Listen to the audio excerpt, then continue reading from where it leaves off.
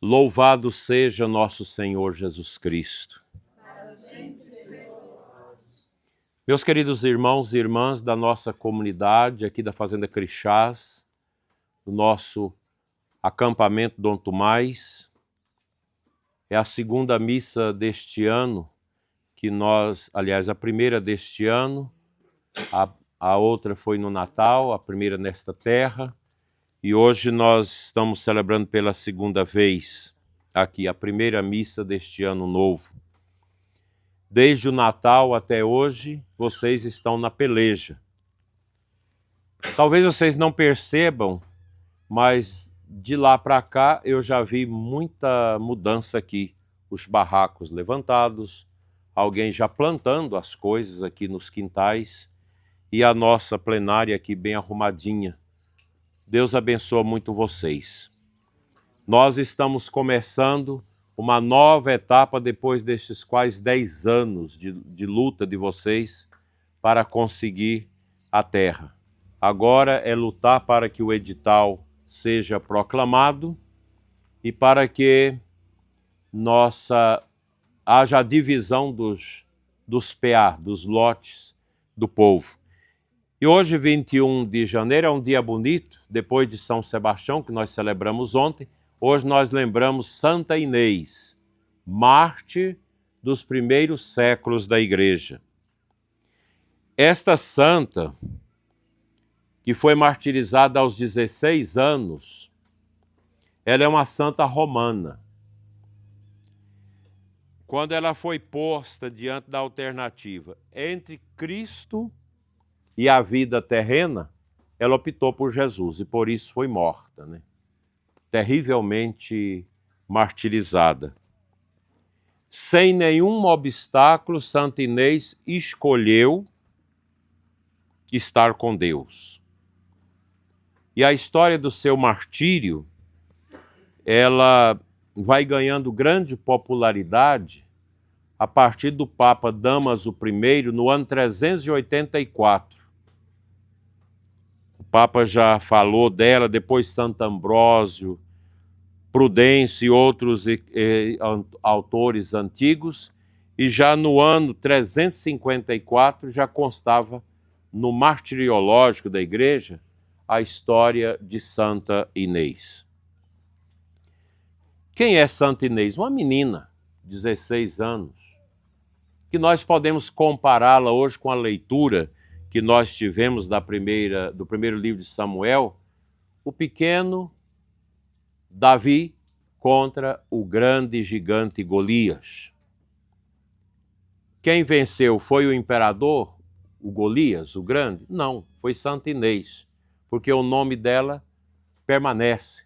O nome do grande imperador que a mandou matar, a gente tem que recorrer na história para saber.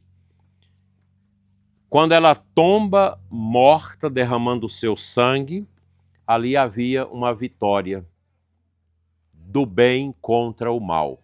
Porque se nós estamos aqui hoje, no nosso acampamento, celebrando esta Santa Missa nessa tarde tão bonita, no meio desse verde esplendoroso aqui da nossa terra, é porque o sangue dos mártires, lá no início do cristianismo, que foram milhares e milhares, juntou-se ao sangue de Cristo para que a igreja chegasse até hoje. E nós devemos sempre nos olhar como o próprio Davi se olhou.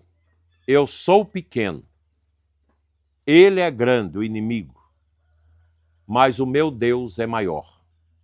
Então é a graça de Deus que nos faz grandes.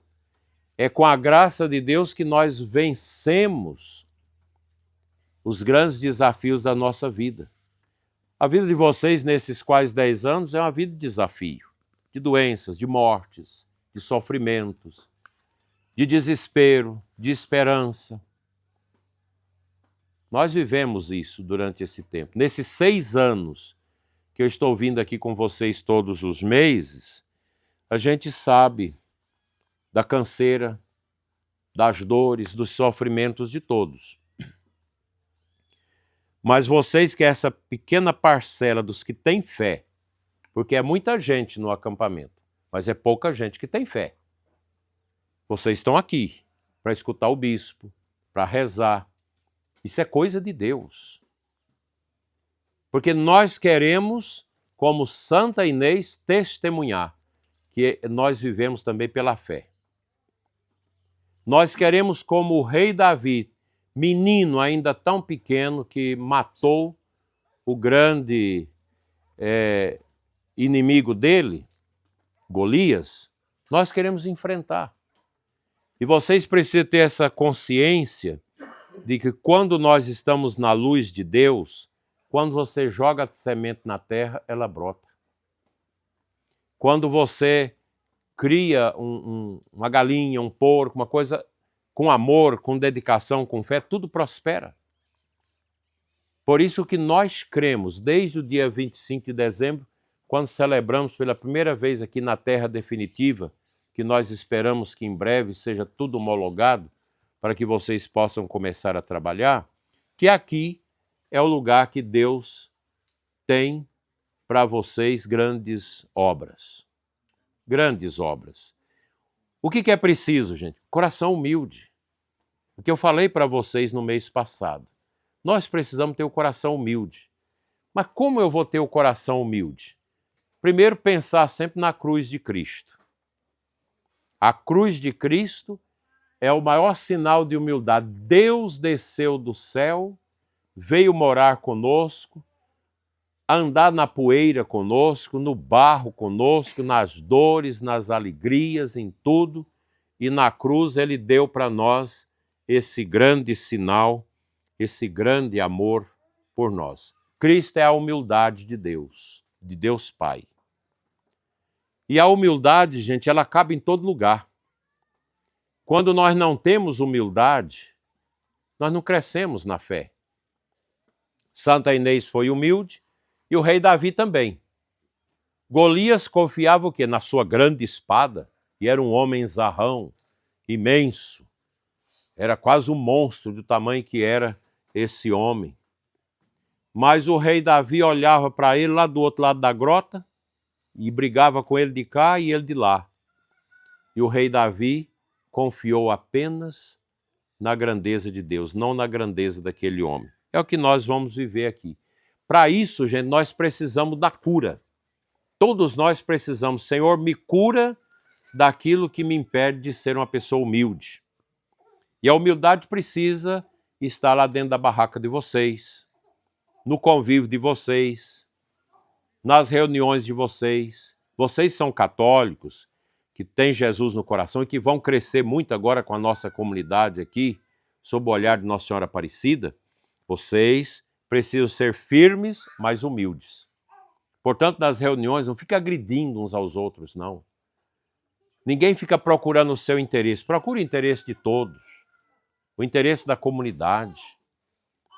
Muita humildade, porque a humildade nos leva para o céu, o orgulho nos leva para o inferno. Esse é o ponto. Então a gente precisa disso. E no evangelho de hoje nós temos um exemplo de uma cura que eu gostaria de compartilhar com vocês.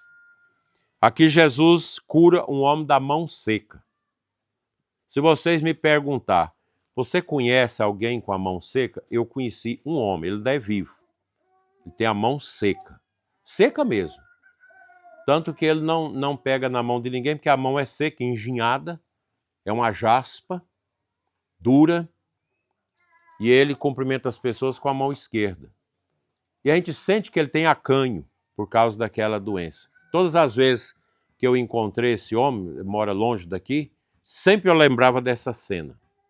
E muitas vezes eu já falei da cura do homem da mão seca, que está muito ligado aqui com o testemunho de humildade de Santa Inês e do rei Davi. Jesus vai à sinagoga. Na sinagoga, que é o lugar que os judeus se reúnem para orar. A sinagoga lá que Jesus foi era mais ou menos do tamanho da nossa plenária aqui. Onde aquele homem ficava? Lá no fundo da sinagoga. Ele ficava com vergonha, ele colocava a mão atrás para ninguém ver a mão seca. para ninguém ficar mangando dele. A palavra mangar para os nordestinos, né? Para nós aqui é abusar, é chacotear, né? As palavras são muitas no Brasil. E ele escondia a mão. E quando Jesus entra na sinagoga, ele já conhecia aquele povo, ele viu o homem da mão seca no fundo. E ele fala, vem para o meio. Veja o significado disso, gente. Vem para o meio. Era sábado, não podia curar no sábado. E o homem sem jeito vem. O que Jesus quis? Venha para o meio, venha para o meio, não fica excluído, não fica lá no canto. Também na nossa comunidade, você não pode ficar lá excluído, não participa de nada, não vai no terço, não vai na missa, não vai em nada. Não, você tem que vir para o meio. Nós temos que ser comunitários. Vem para o meio. E o homem sem saber onde colocava a mão. E Jesus falou, agora mostra a mão. Estenda a sua mão. E quando ele estendeu a mão seca, aquela mão puída, rústica, esfarelenta, ele fica curado. O que nós podemos aprender aqui? Sempre que a gente mostra para Deus o nosso problema, Deus cuida da gente. Eu me lembro uma vez, uma cena esquisita, numa das paróquias que eu passei, uma menina se engravidou e aí o namorado lá, o pessoal, não pode nascer, tem que abortar. E ela tomou os remédios para abortar a criança, só que não conseguiu abortar. Aí depois decidiu ter a criança. Só que a criança nasceu sem os braços e sem as pernas. Uma coisa impressionante. Tinha um toquinho, uma coisinha, parecia uma orelha assim, no lugar dos braços, e nas pernas não tinha. A menina perfeita, linda. E aí correu a notícia, cidadezinha pequena, corre a notícia. Pessoal pobre, simples, mas com pecado no coração. Correu a notícia que a menina tinha nascido assim, e aí essa menina nunca aparecia desempacotada. Sempre empacotada com a cabecinha de fora. Aí vim procurar para batizar. Falei, vamos batizar a menina. Tem um nome até bonito, não vou dizer, que senão depois o pessoal descobre que eu estou falando deles. Então, vieram para marcar o batismo. Eu quero ver a menina. Então, a avó trouxe a menina no escritório da paróquia. Tudo fechado lá, só ela e mais a mãe da criança. Falei, desempacota ela, eu quero ver ela aqui desempacotada em cima da mesa. Aí desempacotou. Eu dei a benção para a criança, falei, vocês não precisam de ficar escondendo isso. Mostra. E eles ficaram quase um ano escondendo a menina. Até que não teve jeito. E a avó depois dizia, quando nós decidimos mostrar a menina, como ela era, então nós nos libertamos. Essa menina hoje já está fazendo faculdade, inteligentíssima. Ela aprendeu a escrever. Alguém coloca a caneta na boca dela, ela escreve. Inteligentíssima menina, sem braço, sem perna. Então leva, alguém carrega, coloca em cima da cadeira. Tem várias pessoas assim no Brasil, vocês podem ver até mesmo no YouTube, aí tem muitas pessoas assim que não têm braço e não têm pernas. E ela tornou-se uma menina que trouxe a cura para aquela família. Nós precisamos ter essa consciência de mostrar a Deus a nossa necessidade, da nossa vida, da nossa família, do nosso acampamento, das nossas dificuldades aqui. Mostrar, Senhor, a minha dificuldade é essa. Por isso eu recomendo para vocês, a missa aqui é só uma vez por mês. Vocês têm condição de ir à cidade, que é perto, 7 quilômetros, num domingo, vá à missa. E aprender a rezar o terço. Da outra vez eu trouxe os terços, eu vou fazer uma campanha de terço, vou trazer os terços para vocês, para todo mundo renovar seus terços, que aqui ainda tem um do que eu trouxe, mas já está bem estragado. Para a gente rezar. Vocês têm que rezar na barraca de vocês, gente. Pelo menos um Pai Nosso, umas 3 Ave Maria antes de dormir. Quando levantar, reze. Pedir a graça de Deus para vocês vencer o Golias. Vencer as dificuldades da vida. É isso que nós precisamos, gente. E é o que eu quero que vocês construam no coração, que nós vamos construir, estamos construindo nossa comunidade Nossa Senhora Aparecida. Vocês já estão com o plano de fazer a nossa tenda de Nossa Senhora, que é um barraco. Eu vou dar a cobertura para cobrir a lona e também o que precisar para fechar assim, a lona da igreja, eu vou dar. Dona Hilda já vai depois me passando e eu vou fazendo isso. Para nós termos a nossa tenda. O povo de Israel habitava em tendas no Antigo Testamento, no deserto.